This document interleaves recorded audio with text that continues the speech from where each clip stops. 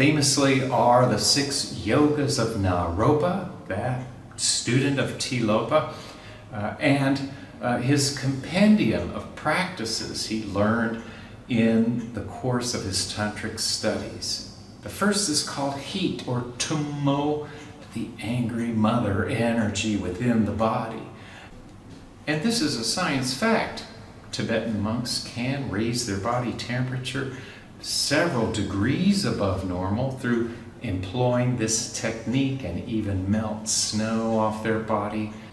And this involves the winds rushing through the energy channels of the body. And these monks can generate this tremendous heat from within.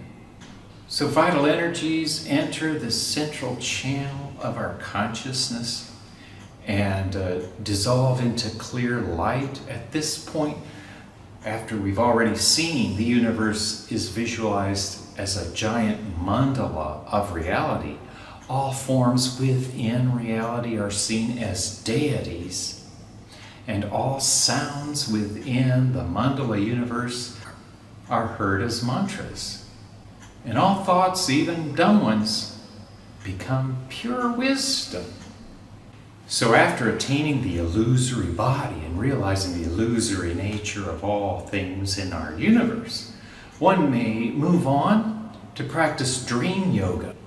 And in this, one is allegedly able to travel within one's dreams, as a Tibetan Lama once said he had, to peer into the hell realms or heavenly realms, to make astral voyages, if you will, but also to visualize the entire universe now as a malleable dream, like the Matrix. So moving on with the 4th, or light yoga, one has now become nearly one with the Dharmakaya, or ultimate reality body of awakening, or Buddha, the Dharmakaya Buddha. And that culminates in the 5th, the Bardo Yoga. The Sanskrit term is Antarabhava, or inner being, if you will, interior being, Antarabhava.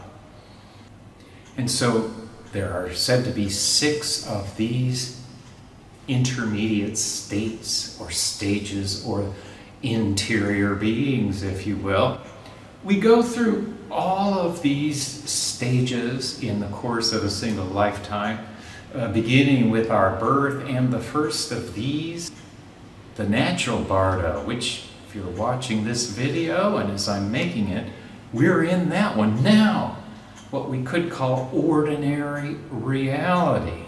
The second world, or interior being, is the meditative Bardo.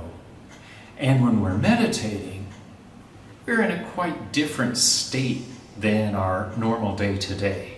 Now we're tapping into the quiescence of our inner being, and so this is distinguished as another state of being in Tantric Buddhism. The third of these Bardos is the dream yoga again, but now this is just dreams in your ordinary life. If you think about a dream you may have had, then you remember you weren't really there, but it was real for you, am I right?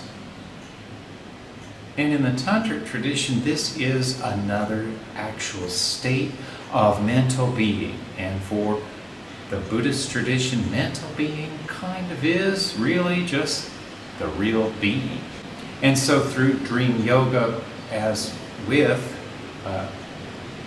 attaining the dream state, one can eventually master one's dreams to control them and fly through the streets of Paris in your dreams if you're really good.